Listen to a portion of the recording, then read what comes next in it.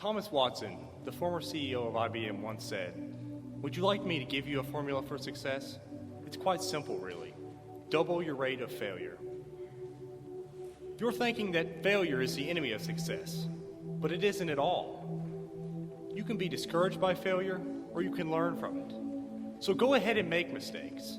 Make all that you can, because remember, that's where you will find success. There are two ways I can think to find success in the world. And the first one is to take risk. Watson was right when he said that success is often found from failing.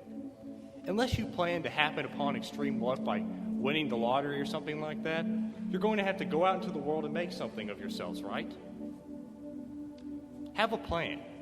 Go to college, enhance your human capital, and go out into the world and make something of yourselves. The extent of human capital and how it is applied determines your success in life.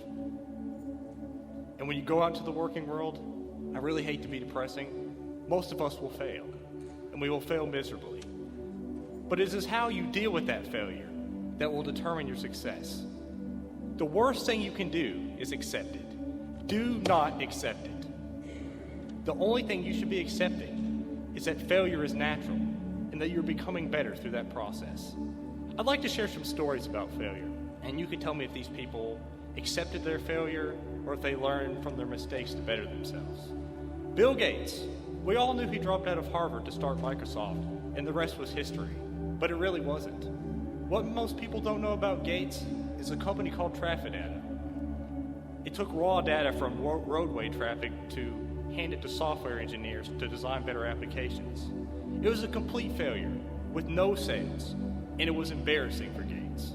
A few years later, he renamed the company Microsoft, and the rest was history. Colonel Sanders, the same chicken recipe we all know and adore today, denied 1,009 times by different restaurants before it was accepted. Walt Disney, fired by a newspaper editor because he lacked imagination and had no good ideas. Oprah Winfrey, fired from her first job as a television producer because she was unfit for TV. J.K. Rowling, just 5 years before the first Harry Potter novel was published. She was divorced, severely depressed, had published a series of novels with no sales, and she was on welfare. Michael Jordan, cut from his high school basketball team. Dr. Seuss, first book rejected by 27 different publishers. And my favorite, Steve Jobs, kicked out of the company he started after dropping out of college. He founded a company called Next, which failed. In the meantime, was hired at Pixar, brought Pixar to the company we know it as today. And 10 years later, Apple is failing and begging for him to come back. Of course he accepted, and the rest is history. Why am I telling you about these people that failed? The point is that failure is the seed of opportunity. You will get nowhere in life only doing what you feel comfortable doing, playing to the abilities you are familiar with. We're all human. We all have, more or less, the same potential as the next person. Go out into the world, take risk, make mistakes, get back up, and go forward carrying the knowledge of your endeavors.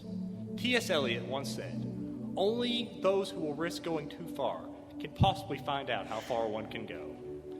The second way I think you can find success is to never settle. When you go to college and graduate, which I surely hope all of us will graduate eventually, you'll go out into the job of your dreams, you'll have a beautiful family, so maybe some of us will pursue a professional degree. Great. All of this is great. But what you will find most among most business leaders at the top is their insatiable appetite for more. They start out as factory workers and managers, and then managers of managers, and then maybe eventually CEOs. The CEOs are the people who find their destiny and they see it out to the end. The ones who will persist through any kind of opposition. They will push until they cannot possibly push anymore.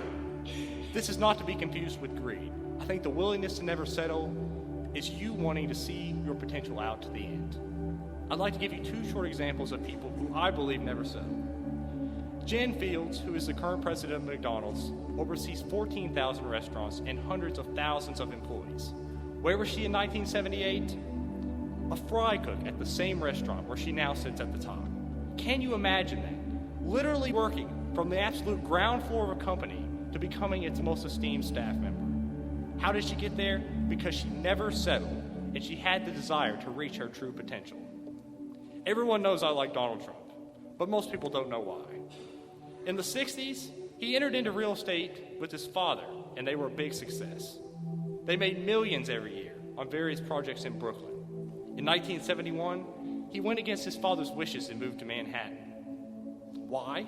Because he knew there would be limits to middle-income housing in Brooklyn, and he thought that real estate could be a worldwide enterprise, and not just a small practice in Brooklyn. To make a long story short, it obviously worked out for him, right? But what is inspirational to me is that he turned down what was obviously set up for him as a comfortable life, to fulfill a dream, to go out on a whim, to take risk and to fail, and to never settle. In conclusion, if I could offer you any advice, it's to take risk, to never settle. If you find yourself questioning if you were meant for more, if your potential outweighs your current circumstance, it probably does. One of my favorite quotes to live by is, shoot for the moon.